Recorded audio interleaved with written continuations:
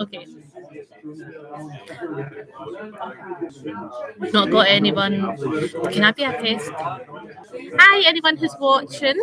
We're just getting started. Oh, perfect. That's it. We're just going to just double check the sound is all right. So Brooke's going to go over there and check that she can hear us, and then. Right. Okay. Sweet. The live stream started, but we'll officially kick off in about 15 minutes once everyone's sat there getting their coffees. So this is your time to go and get a wee cuppa for yourself, a wee snack, or write any questions that you've got pending.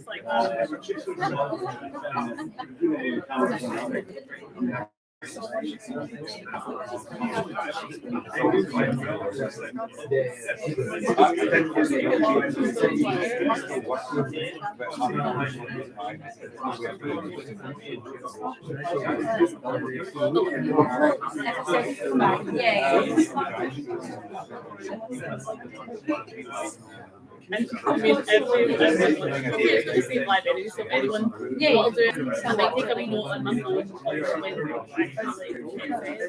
think you can put timestamps on. I don't know if you can do that after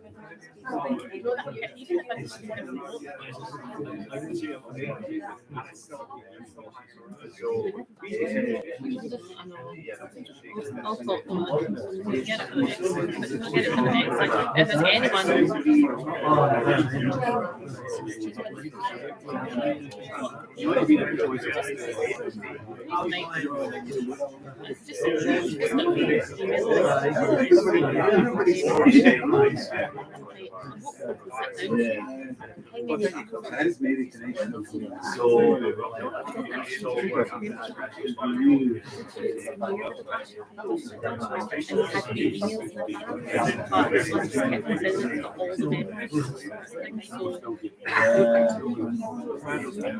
Just give it another 5 minutes. So that's it. I've just started the year and I just popped my head on it and said it's about 15 minutes before we actually start talking. I say that, there's no one watching. There was 3 people on it a couple of minutes ago and I said about 15 minutes. I'm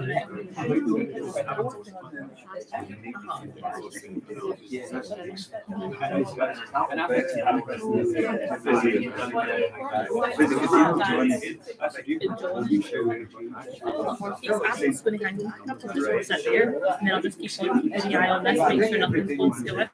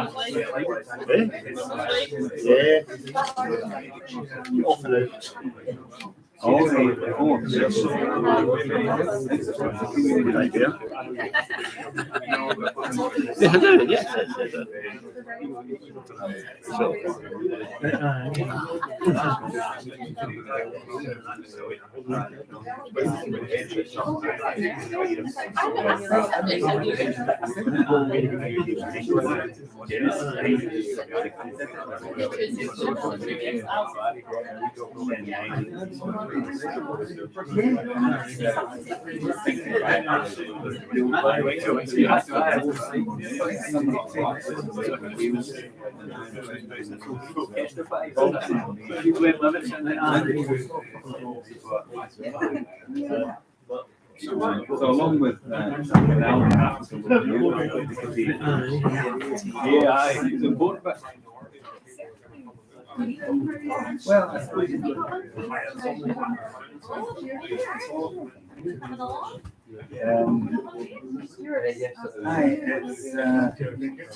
it's one of these things. Sometimes you need to make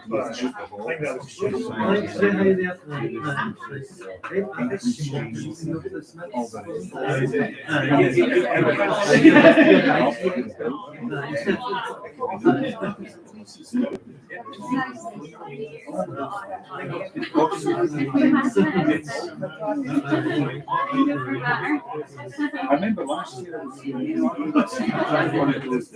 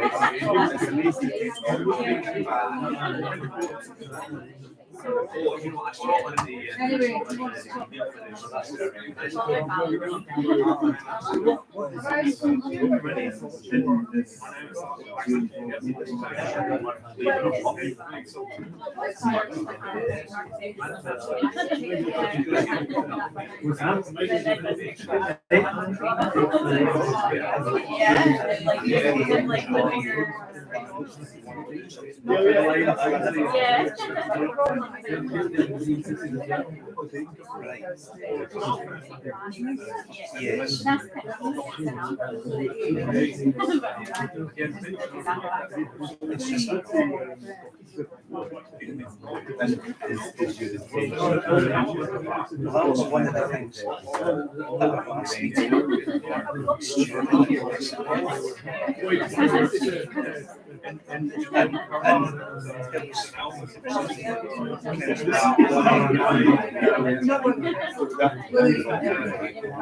You've got garage, you put up garage lights.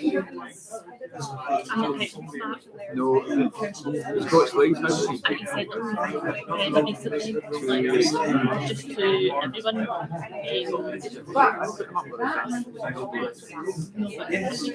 Did you want me to do it? Is that the case?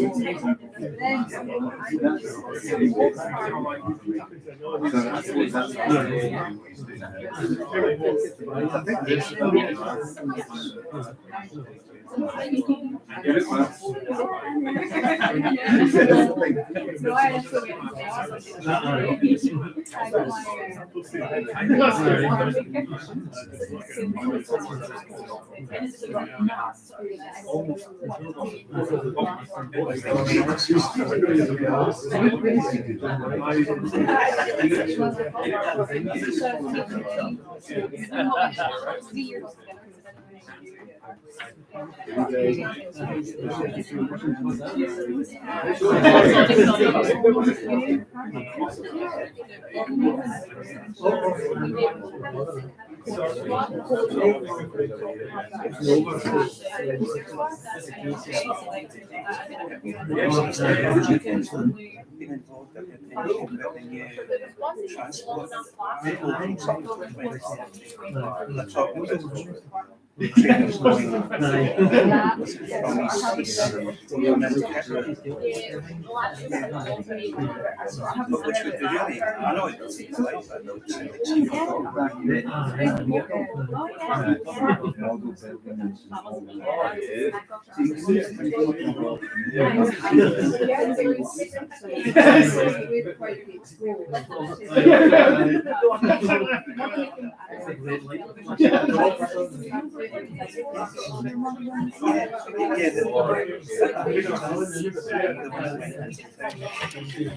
we're just trying to get ourselves on the big screen there. As you can see, the football's still on.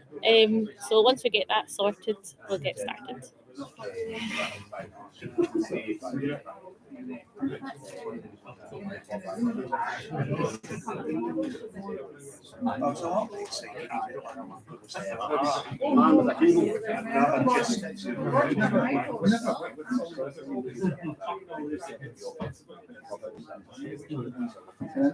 Don't see us live.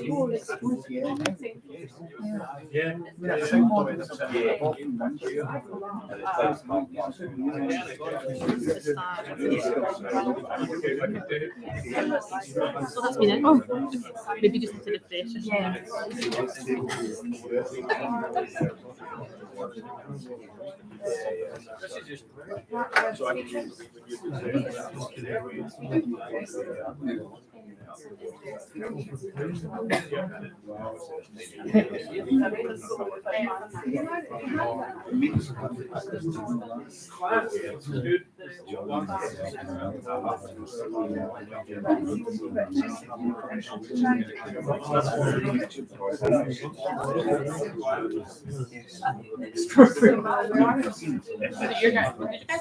Look at these countries, see the way things are going.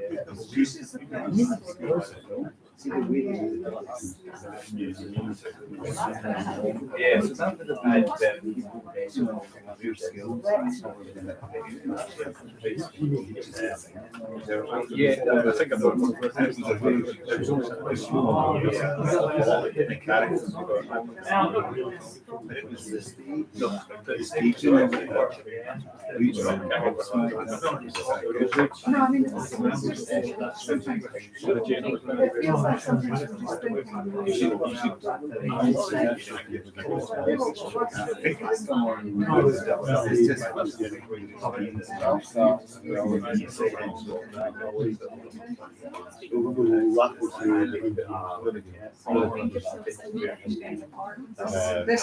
Well, you would be able to do that. I mean, I was just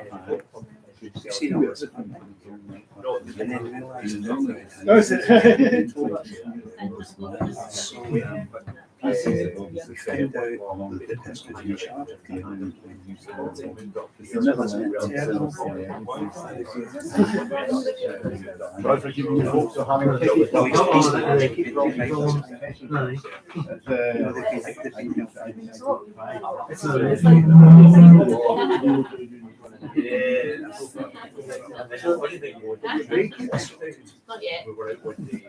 That's all right.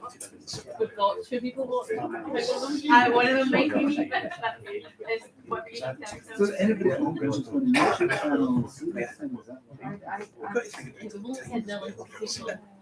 are members, but technically they're It doesn't get easy. They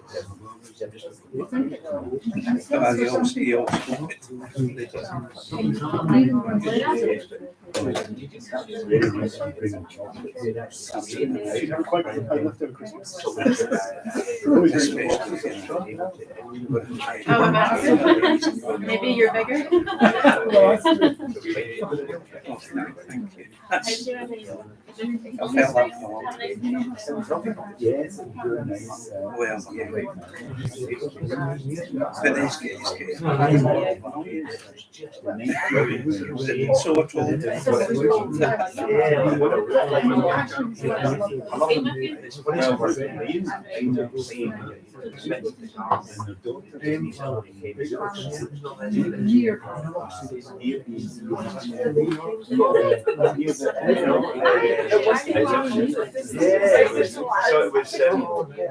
was lovely. That's it. yeah, no,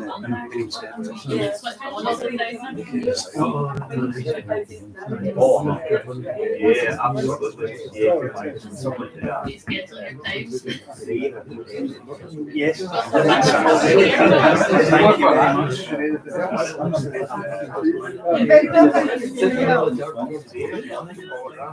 I need just a picture.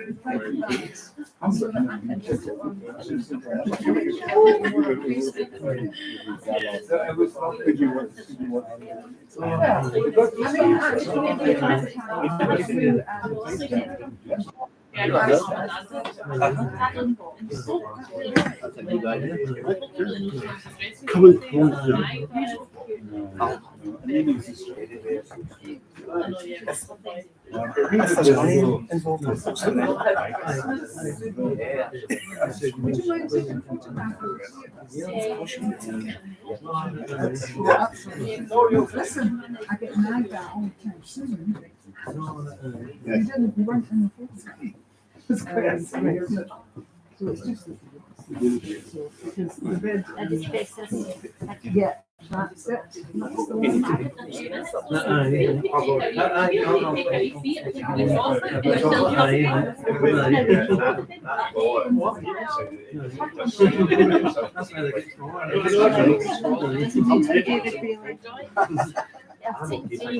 Thank you.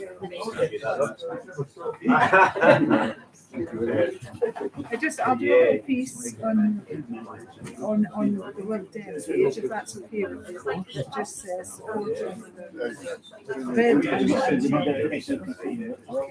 Well, she'll do it as well. But I won't put her in articles too, probably not. But if you're having a phone box page, that makes sense. So, brand differentiation. Okay. Listen,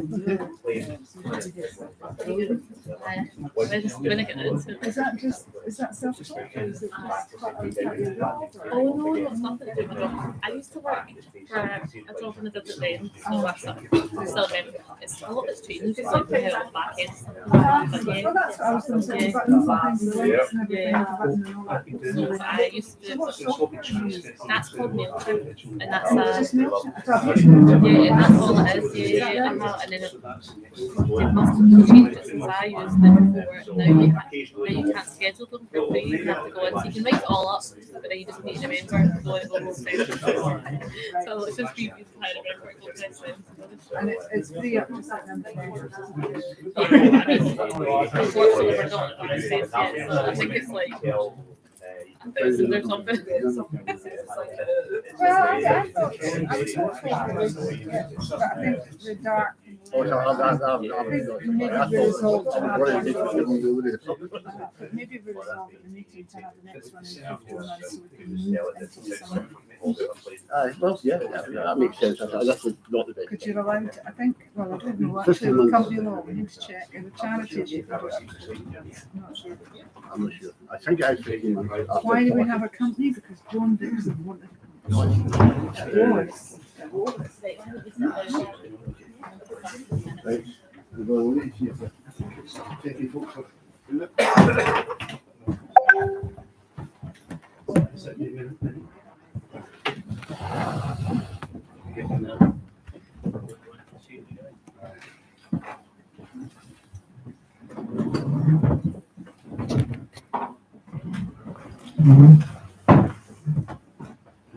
Right, folks. Thank you for your patience. You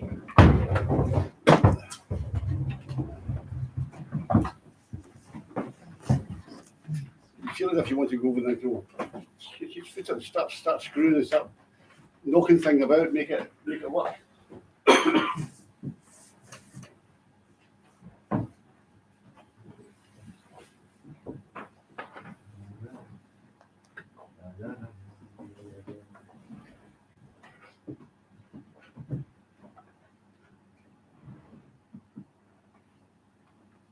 Sorry, guys, I would say it.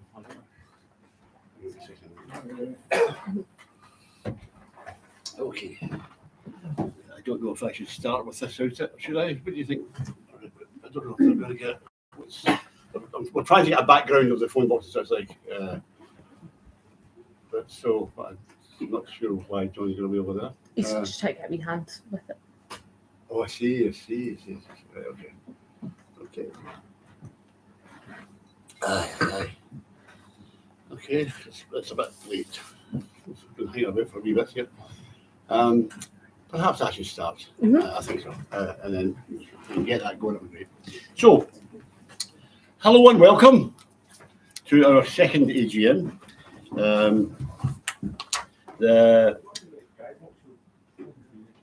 I'm just going to start, John. Yeah. Is that okay? Okay. So, I'm pleased to report that since the last AGM, way back in October 2021, we've made some more progress. However, as we said in our members' email, my family suffered a severe medical setback early summer. At the same time as my father's health really deteriorated, and he sadly passed away just after his 97th birthday, which was actually, he did no bad. And we gave him a good send-off, didn't we, Kathleen? Yeah. We really did. So consequently, the phone box project had to be parked, really. Anyway, but we're back up and running again. I'm looking for your continued support and maybe even some hands-on help to take it up to the next level. Now, where is that next level? There's the question. We need development funding to take our feasibility study and the concept guide, I'm sure you've seen, up to design level, maybe even up to planning consent level. So that's what we're aiming for. In the meantime, we've applied for another community grant to help pay for a 3D printed section of the phone box, which would be quite cool.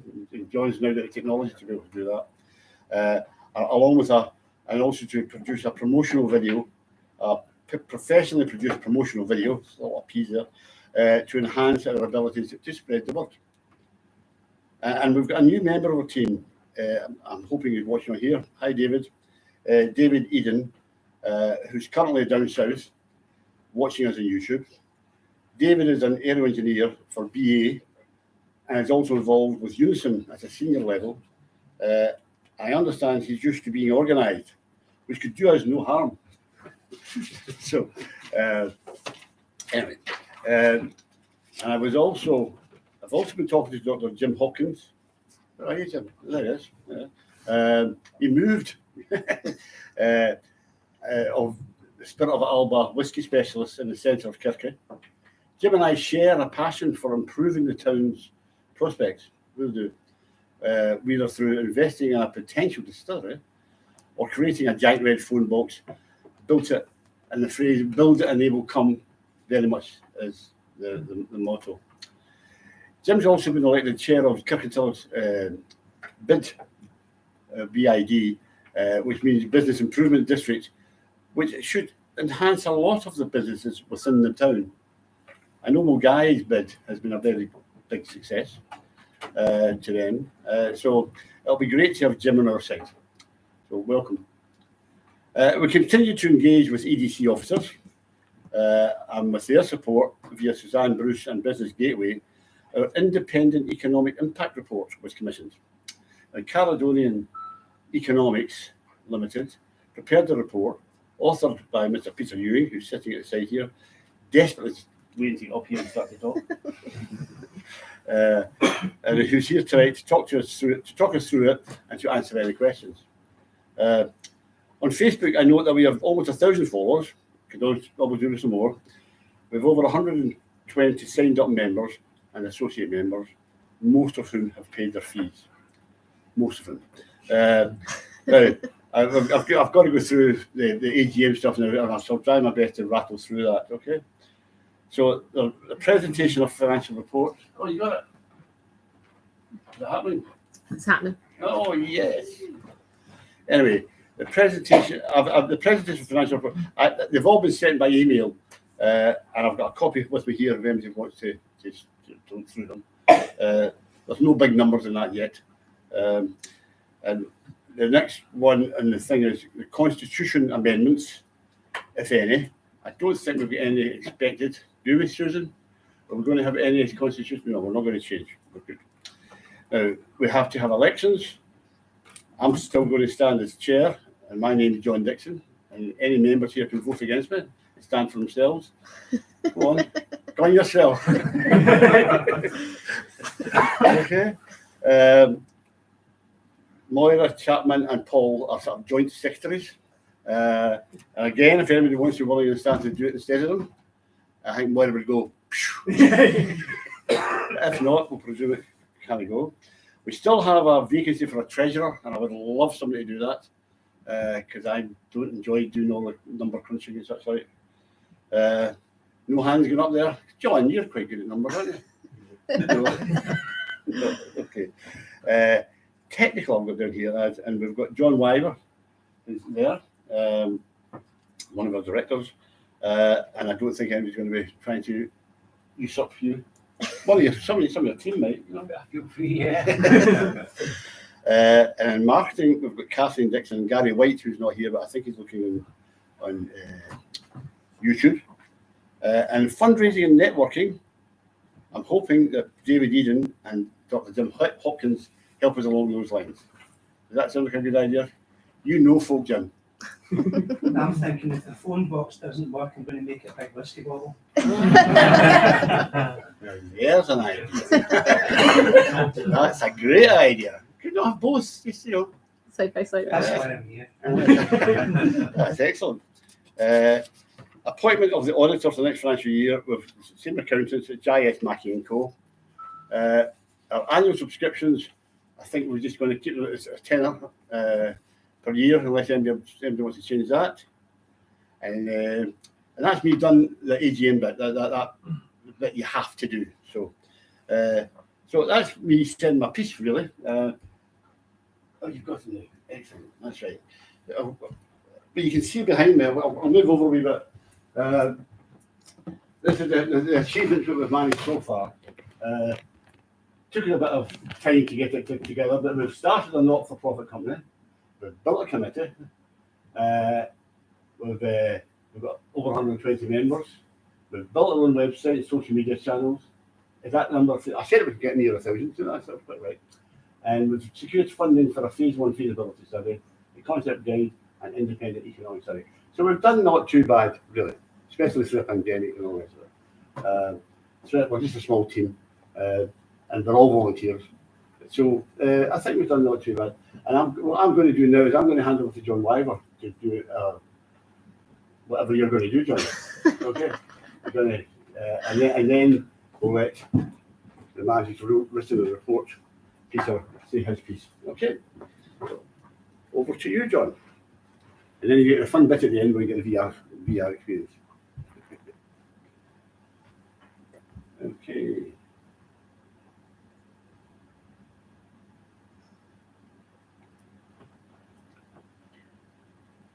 Well, thanks, John. For those of you that were here last year, I'll not go over too much of what we've done before. We all know why we're here. It's a big, giant red phone box. When me and John first met before pandemics and whiskey shops and things where it seemed a long time ago, one of the first things that John mentioned to me was we would like to build a phone box. And I politely said to him, "You're mad." And we talked about such things, exciting things in life as parking and access and disability and all the things that we would absolutely need to address in the future. What John has learned since then is we have an equal energy as to how to achieve what we're doing, but what he is slowly learning is patience. However, even perhaps I hadn't anticipated how long things would take. The embodiment of this project is what's happening now. I know, Jim, you're only here because it's dry January and it's the worst month for you, but a cold night in January and bringing people off Kirkintilloch together to discuss what could be, that's the whole point of the phone box. That's the whole point of the project. And that's why when John posted his award-winning entry and asked for a call to arms, I jumped at it. And I can see what he's trying to do. I can see the point of it. I can see what Kirky needs. The output to date, I think John should be applauded on what he has achieved on goodwill and the energy of the community, almost single-handedly led by him. And it has to be applauded. What I'll just pause this before.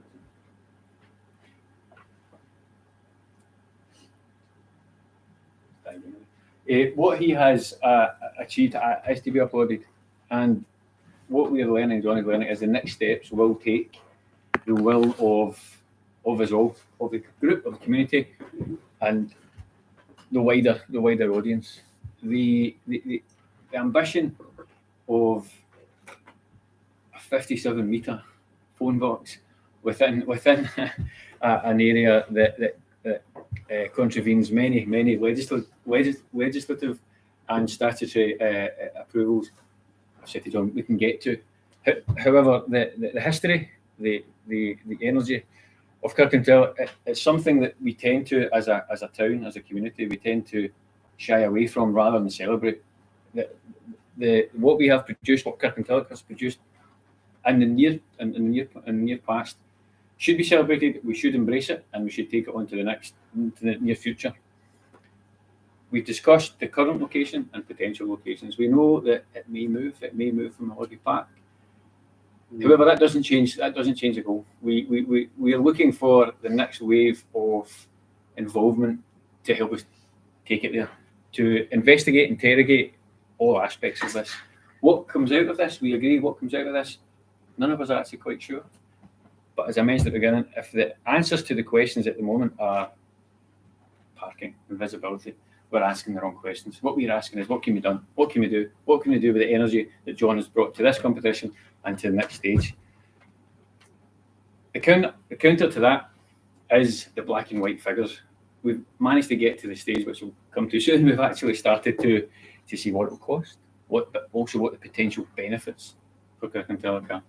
And with us all sitting here, we all have an investment in Kirkintilloch. We'll have some of us financial and moral, historical investment. And I think this shows the output to date, the possibilities, what we can achieve when we all come together with a common goal, not quite knowing what the final solution is, but it shows what can be done when we start to look at the potential of where we live and the possibilities.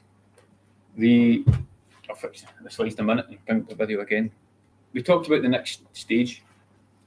We would like to, when you first start to describe to those that don't quite know what this is, it's not often as an architect that somebody comes to you with a site in a building and says fill it, because essentially reimagining the K6 model at 50 times the size.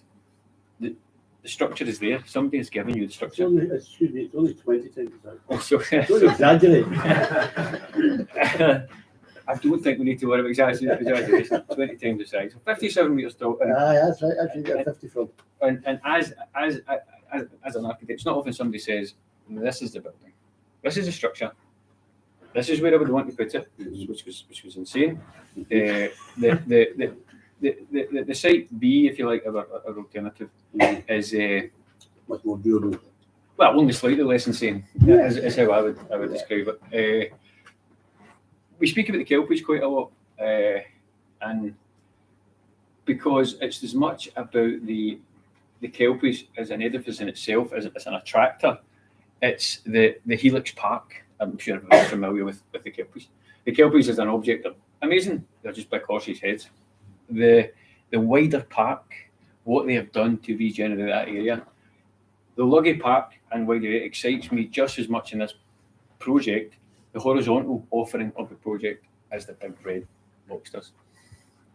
And then we've got a bottle of whiskey as well. Yeah, Kierkegaard just going to be big, giant objects everywhere. When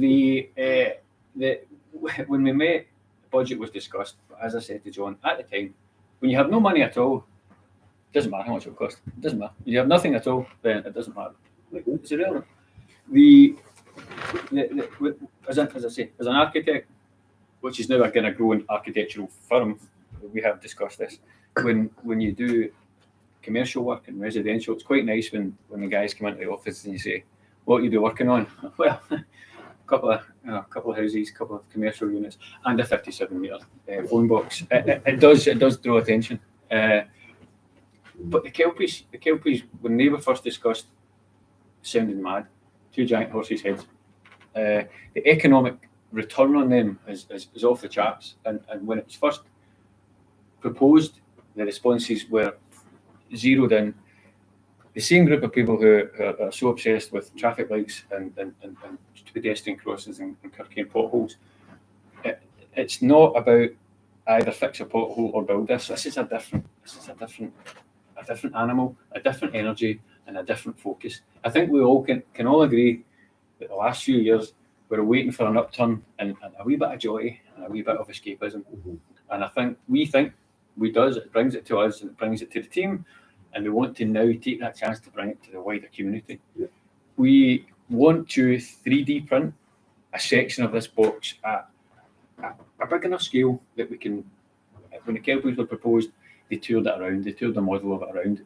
We might not get to that stage, but what we want to do is we want to produce this to allow, don't want to say naysayers, we have met head on, we have met those who don't want it. and it's more like, to be fair, some people have that, and we embrace that, and we're at pains to point out to those and others that no, we don't have planning approval, we don't have funding, and it's not being built next year. We know there are hurdles to overcome, but if you spend any time with John, you realise every hurdle, you can overcome every hurdle, and including the financial hurdle, which I think we're going to find out.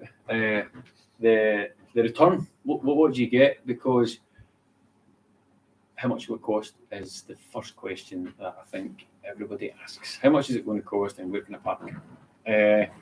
We mentioned it before. The parking, the access, we're looking at the wider environs of Kirkconnell. We're looking at reusing the canal, we're looking at reinvigorating redundant rail links. The existing points around this site that need addressed regardless of whether a phone box is going there or not, we've discussed and we've embraced. And we're open to all opportunities, all input, all welcome. And if I keep going, I'll talk all night, as you probably noticed. So I have 2 minutes to fix the blue screen behind me. I feel like I'm an avatar. And we'll get your slides up. Okay, thank you very much, John. Thank you. Thank you. Yes. You mentioned the feasibility study. Yes. How much is that going to cost? Well, How much have you got? Are you offering to pay for it? in all honesty, that's a question that's very difficult to get an answer to. even getting a quote for a quote for it is almost impossible. We've done our own feasibility study that John led. I presume you've read through it, and it's pretty thorough. But to get it to the real, the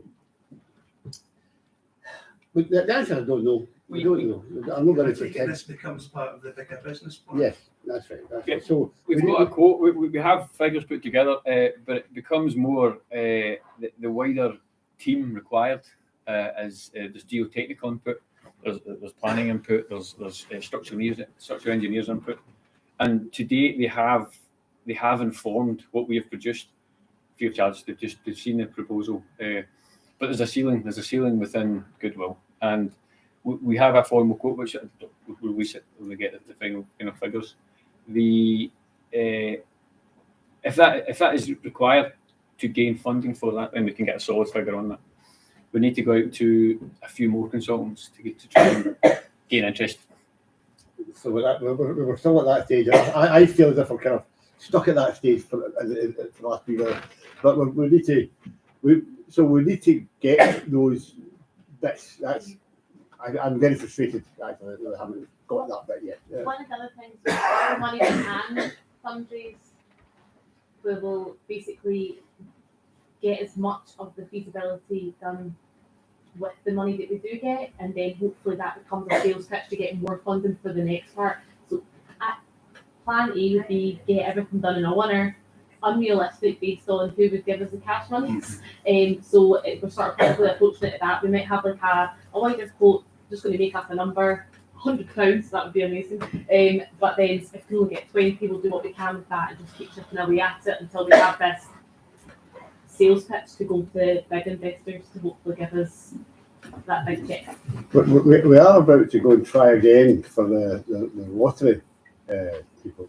So new chap I mentioned, David Eden. Sorry, David Eden is quite keen to help along these lines, and I've spoken to Graham Bascom again, who of Edvar, and he's. What I managed to realise, the heritage funds, we tried them a couple of years ago, and they were sort of saying, no, you don't have enough information for them to work with. But we've now got quite a lot. So I don't know how it's going to go, but we're going to have a go at the heritage. They seem to be more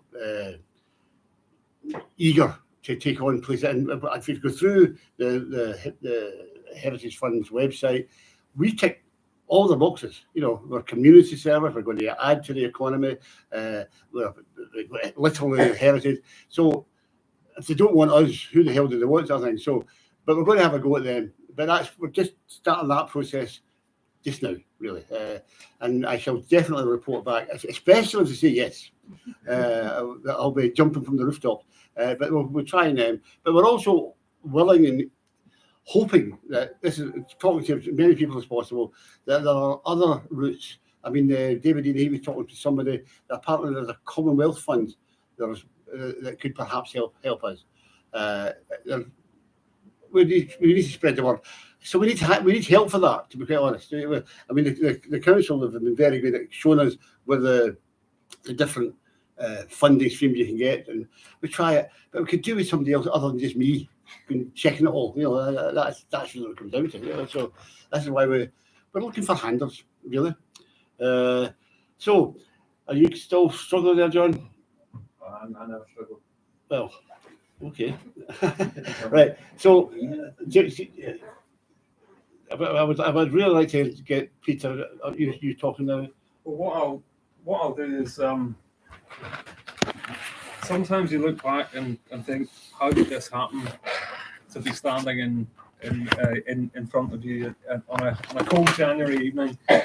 I'm a director at Caledonian Economics, a company in Edinburgh, and we do financial and economic consulting. I am from Ireland originally, have lived in Midlothian for quite some time, but I've done an awful lot of work with Eastern Bartonshire Council, one way or another, around things like the Canal Festival, and other things at Business Gateway and general economic development for the county. I may get the date wrong, but I was asked to attend a lunch with both Johns and Charlie Morton at Business Gateway. I think it was sometime in late 2021. Yeah. Yeah. And then I was told what it was about, a 57-meter high phone box. And you take that in your stride and you go along. And I wasn't sure what to expect, I'll be very honest. John's enthusiasm for everything, I think, is infectious. The idea behind it, the concept behind it, and the work that Bat and John have done to bring it to what you've seen so far, it certainly enthused me. And the question then came, well, can you give us some economic numbers around that? And I said, well, that's quite a leap, because I think that leap is you have to assume that it's built and it's there. And yes, we've got a lot of stages to go through to get to that point. But if we assume that it's built and it's there, then we can look at things like visitor numbers. We can do comparisons with, you've heard about Helix Park and Kelpies. There are plenty of other comparative points around Scotland and internationally for the concept of build it and they will come.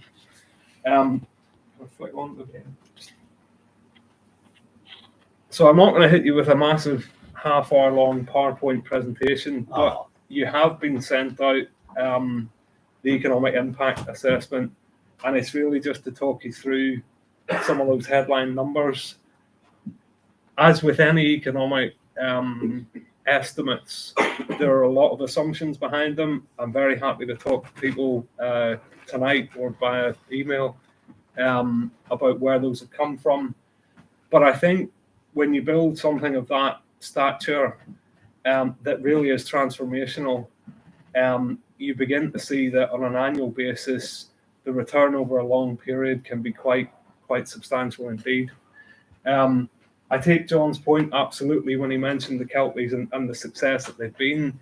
To an extent, that's to do with the Falkirk Wheel and the ability for people to spend money there and to double up. But I also know that Falkirk Council they had a lot of people around, but maybe not the opportunity to spend money in the way that they would have liked. And you're almost seeing that being back solved at the minute. In terms of visitors, and this is visitors to the park, the surrounding area, it has got the potential to be transformational.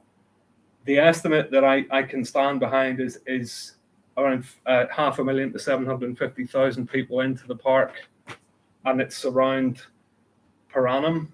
Now, Helix Park, I think, was over 1.2 in its first year, so it will take a lot of infrastructure around it, as well as the box itself, but certainly that's going to be a 10, possibly 15, 20-fold increase in footfall that's currently in and around the park. What can that do for you in terms of income? Now we're at the stage where this is concept and we're not quite sure.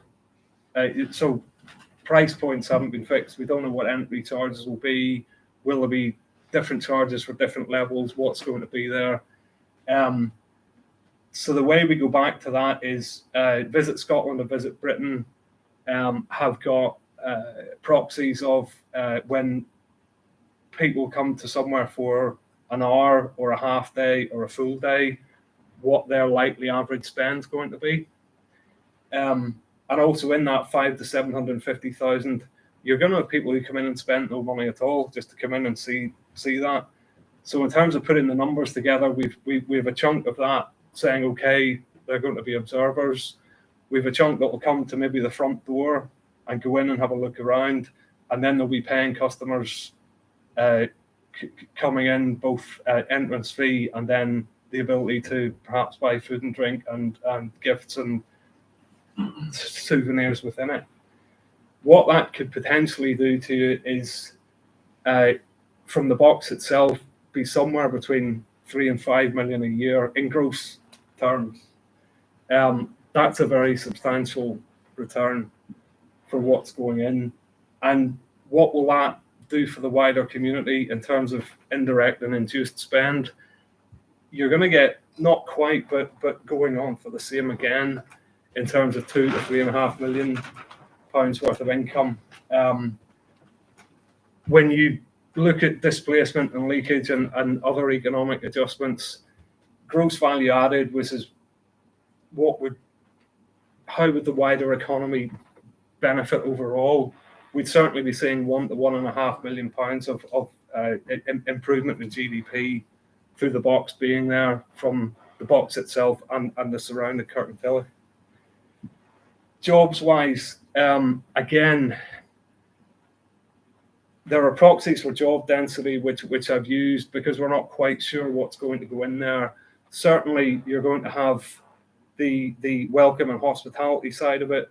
You're going to have the operational management, the repairs and maintenance in terms of direct jobs, and you're also going to have induced jobs. If you're seeing people spend £2 to £3 million elsewhere in the town, there are going to be jobs that are supported that may have faded away, and you're also going to see new jobs as well. So again, on a relatively conservative estimate, gross operational jobs at the box, I would see being 60 to 90.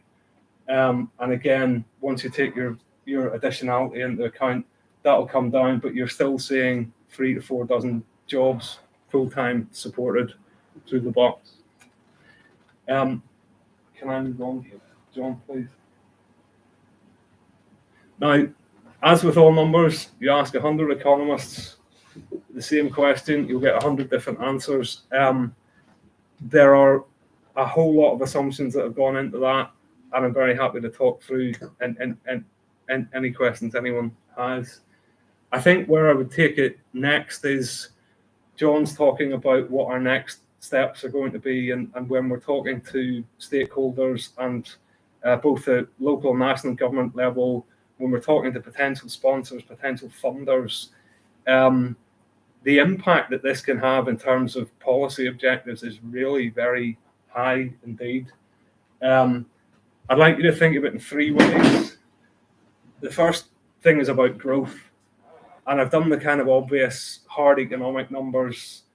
You're producing income for the town, you're producing overall economic benefit, you're producing new jobs. So those are the hard numbers, if you like. But it can also feed into the inclusive growth. We're sat here as a community-led organisation, and certainly you've got the opportunity for fair work. You've got the opportunity to get the local community employed and engaged in the box. And it's inward investment. I've said inward investment potential. It's almost inward investment necessity.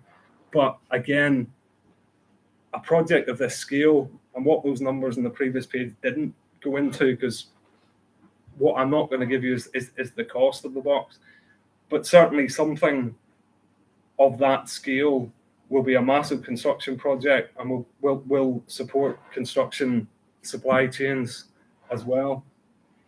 I'd also like you to think of it in terms of innovation. The original innovation of the Phonebox itself and celebrating our industrial heritage, but also the innovation you can see in the potential for a very unique and landmark building in terms of design and construction.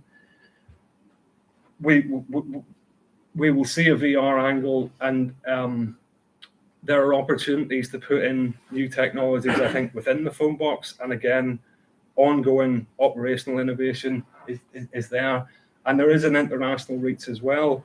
I think if we get to the point that this comes off, it will be internationally recognised and internationally renowned. I'd also like you to think of it in terms of social impact. Placemaking, I think one government interpretation of placemaking is to strengthen the bond between a place and its people, and this would absolutely fit the bill. Community cohesion, in terms of bringing people together, we see it here. That ripple effect can go out as we bring others in, and we can build a team.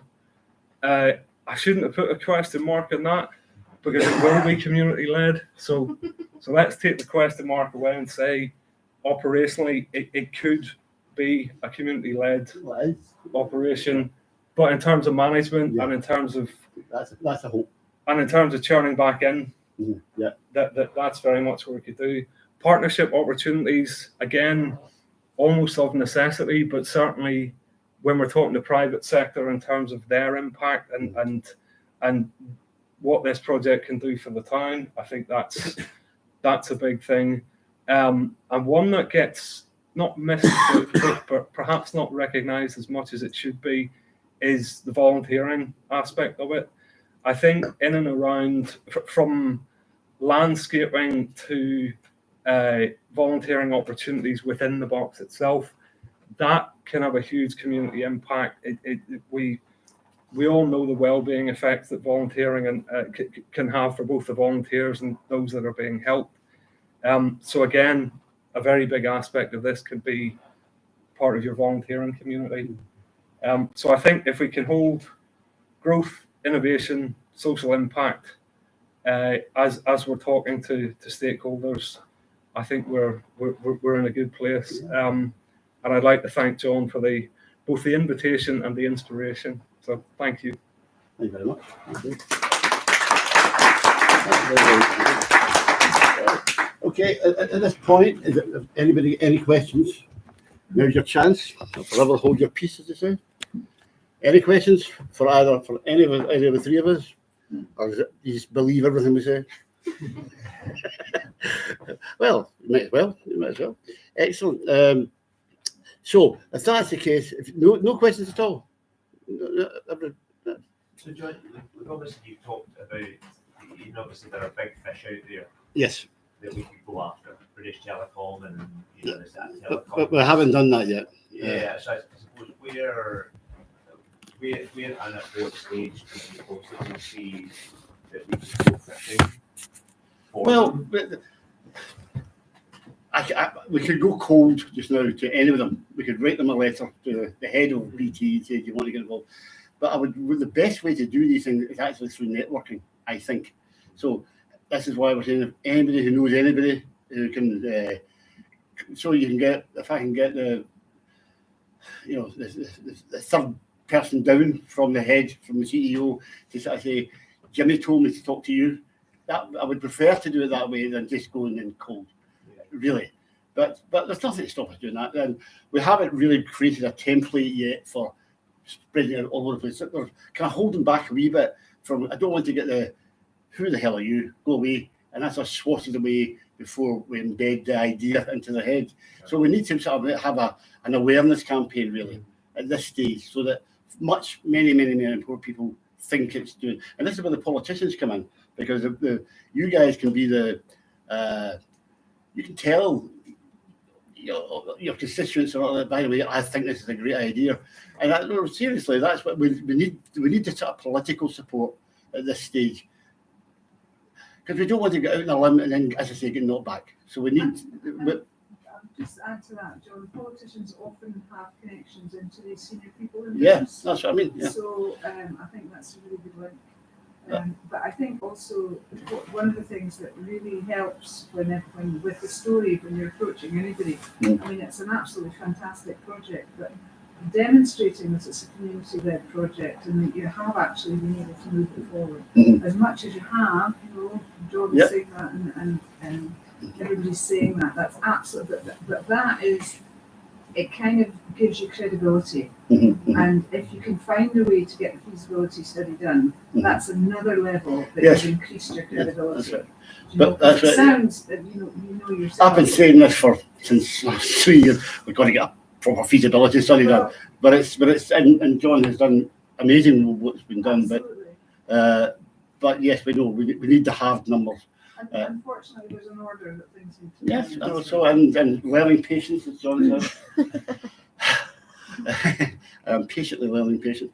But sorry, carry on, Susan. So I was just going to say that I think it'd be easier to get if there is feasibility funding money. So feasibility funding money that I have experienced, and I don't know if Stuart can verify this, very often it's for smaller community projects or maybe even quite substantial ones, but it can be done within a budget of about £10,000. So therefore, often it's awards for all or one of the smaller funds that funds it.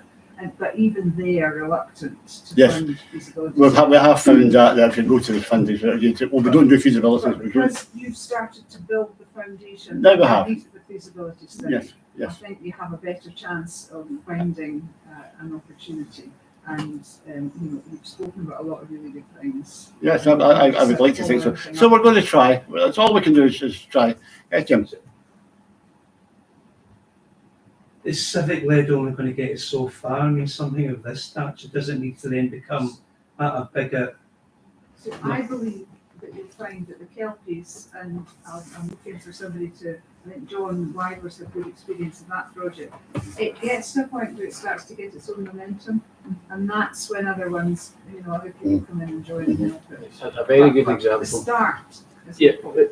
Yep, and a very good example to look at is the Camden High Line. If you read a bit about that and how the origins of that are very similar, and that it needs political backing up to a point beyond the original idea. Once you gain momentum, and that is it's not dissimilar in terms of value, but the route to realisation, if we can follow that, then it can be achieved. There are bigger projects that have been realised from smaller origins. That's right. So I'm sure I'm very confident that we'll get there. But it's just finding the roadmap. We're looking at it. But the more we get more help, I think that's as simple as that. That's the wider it goes. Just we've got to spread the word. And depending on you guys spreading the word, at the very least, to sort of say, do you know that this bad thing's going to happen? Do you think it's a good idea? And we need that very, very basic stuff. I mean, 1,000 folk on Facebook sounds not bad, but if it should be 100,000, that would be even better. So that's what we're trying to do just now, so that it becomes a no-brainer, especially when we've got Peter's independent numbers coming up there. I mean, you look at them, for God's sake, was it, 10 million quid a year into the town? The council, in my mind, should be saying, well, what funding could we get to help us to do that? That's my common sense tells me that. So, see what you can do. Well, I think about the gardens project, and I know the council actually are heavily involved in that, and I think there's about 3 or 4 different funding streams at the moment. Which project? The Region Gardens project. Oh, yes. It's a very sort of small scale. Yeah, I know that. It costs a few million, but it's a few small scale. I think as far as I know, there's about 3 or 4 different funding streams that are going to be providing development for that. So I think you're right. It's not eventually going to be one funder. It'll be multiple funding streams that will end up paying for this. And it's like if you, sorry. Sorry. No, I was going to say if anyone's been to the VNA in Dundee at all, when you go in when you first go in the entrance, it's a wall full of funders and investors. Everyone from the local families to your big investors, and it's literally the length of this room of people who put their money down essentially to make it happen. And obviously that's there. So I wonder if it would be something like that. Okay. Well, perhaps somebody could talk to the VNA and say, how did you manage that, please? And can we get all their email addresses, please? Yeah, that's right. That makes lottery are usually, like awards for all. I mean, they have a good kind of funder for. Well, as I say, we did approach the lottery right at the very beginning, and we got a knockback because we were too. We didn't have enough information at that point, so that's why I'm saying we're now going to go back to them. Sorry, Susan, you're trying. I was just going to say I think the project is too big for awards for all now. I mean, because in my experience, and again, John, you correct me, the cost of the feasibility study probably come in at a percentage of the value of the project that they come up with. Potentially, what I've been really conscious of today is largely what's been produced is just been produced, and any money that's there is great. It's essentially at cost. The issue when it comes to funding, it's development funding we're looking for, not construction funding. That's a whole other. It's in development funding. The problem with the feasibility study is it might not be feasible. So when you're looking for funding for that point, then there's an understanding that this is the first hurdle. We have to interrogate this as a proposal. I mentioned the other side, but once we go through this, we need help funding the journey, interrogating this as a proposal. Construction funding, ironically, It's probably simpler, really. it's probably you know, at the minute you got, my goodness, well, if you ask some people, they think we already have. But in fact, somebody had seen the animation and thought it was already built. So if we get planning, then that construction doesn't worry me. It's a development funding. Yeah, and that, so in a way, it sounds to me like you've done a feasibility study, you've got the economic input into that, and you could pull that together. Yes. But it's really developing. That's and it. it's That's what it's a bit like. It's a bit like that second difficult album. You know, the difficult second album we've done so far, but it's the next wee stage. I don't know how many of you have been watching the extensions and Claridges, and nobody would build the 5 stories down. No, no. Except this guy in Ireland. So maybe it's good that we've got somebody From Ireland. to get the engineer to get involved in the development. So Yes, it's a development. So that's a bit we're at. So perhaps what we should simply do is you should come up with a number that says what it's going to cost to develop it. 8 million. Well, £8 million, and we apply for that. Yeah. And then and that's it. And then if they say you give me a quote, that's how much I want it's going to charge, and we put it out there. I'm quite serious about that. Really. I think that would be a route to finding out. They might say, "Oh no, what are you talking about?" And then they might say, "No, we'll give you £4 million." And that'll be all right then. But see, I'm quite serious about that. I think that would be a way forward to test the waters, really. And actually, what Kathleen's saying about acknowledging all these people that helped along the way, Yeah. You've probably got at least a page full just now Possibly. of all these people that have helped along the way. Do you know? Mm-hmm. Yes. And that it's like I was saying earlier, it's that community foundation. It's the work that has been done pro bono. Oh, that's right. It's all of that stuff that strengthens the foundation for the funders. Because what they need to know is that if they do give you money, that it will be successful. That's the key. That's the key bit. So that's there right. is money out there for this kind of development. Yes.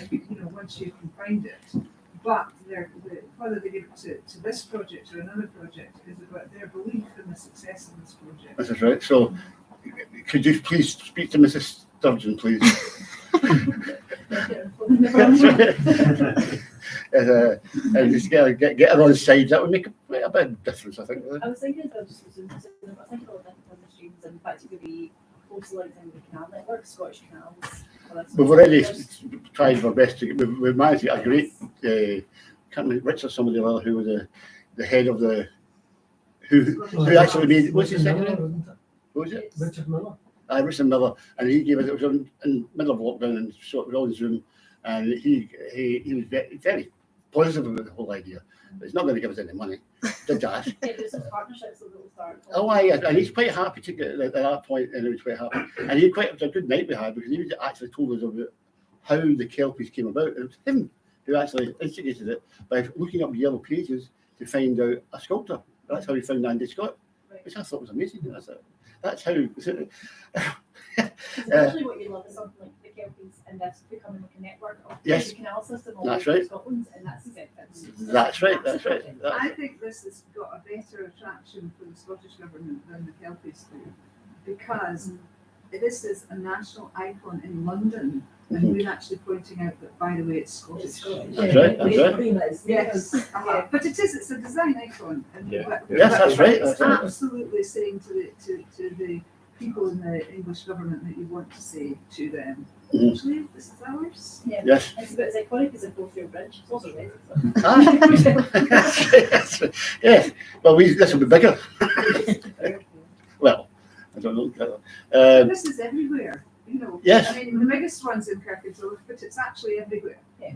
That's right. So that's right. And once it was built, people would all say, "Oh yeah, we've got one round the corner," and it would probably enhance the local ones as well. And people would take care of it more. In the right weather, if you were on a plane coming from Schiphol that was going to go over to New York, whether you'd be actually able to see it. At 36,000 feet. Because they come to us with a turn. Yes, that's true, that's right. Well, you do see them filling at the taxis quite a lot of times. That's it. Well, that's the coming to land. They would definitely all see it, the ones coming in. Yeah. But what through them means is the ones who are flying right over Scotland. Yeah. I don't know American from. tourists with all that money. Yes, that's They right. know where to come next. Yes, that would be good. Yes. Yes, we shall move forward. But as I said, and if with a bit of help and a bit of a, but these are, yep, we're all singing off the same hymn sheet to cliche it. But we need the right people who will say yes. But we've got to get past this wee hurdle. And as I said, I'm quite serious about this idea. I've been thinking about this last couple of weeks. But give us a quote. Why not? Any other questions, please? If not, then we'll try and get the VRs working, and you can have it. I know Pamela desperate for a shot. Can I just say we missed out about Sorry, we missed out about. proposal Oh, I'm sorry. last year's meeting and this Oh, I'm sorry about that. Sorry about the AGM. Just Moyra keeps me right with the legalities and the technicalities. So, as far as the minutes of last year's meetings are concerned, could I have a proposer and a seconder, please? From any of the members? I propose. You propose? And you second? There you are, that's fine. And the other thing what's the other thing we're going to do? Oh, for the nominations. Is that the other one? So I'll nominate your signature. Yes. I nominate the same as before. Okay, you're stuck with it. Thank you. Thank you. Anything else that I'm supposed to do before you wrap my knuckles again? I'll find that trip back in chat. Oh, thank you very much. I'm very glad to hear that. Right. Okay, so we'll try and get the VR. It'll probably take us a few minutes to get these things set up. So if you want to talk among yourselves, and we'll try and get the VR thing going. So, any other questions? That's it. We're done. Cool. Because it's going a bit longer than I was expecting to get on. Right. Okay. Thank you. That's it, folks. Right, This will be saved and I'll put some wee timestamps on it so you know which bits are which. Okay, you can't do that. Right, I'm not going to try these things. You've had a shot in this. John, very easy.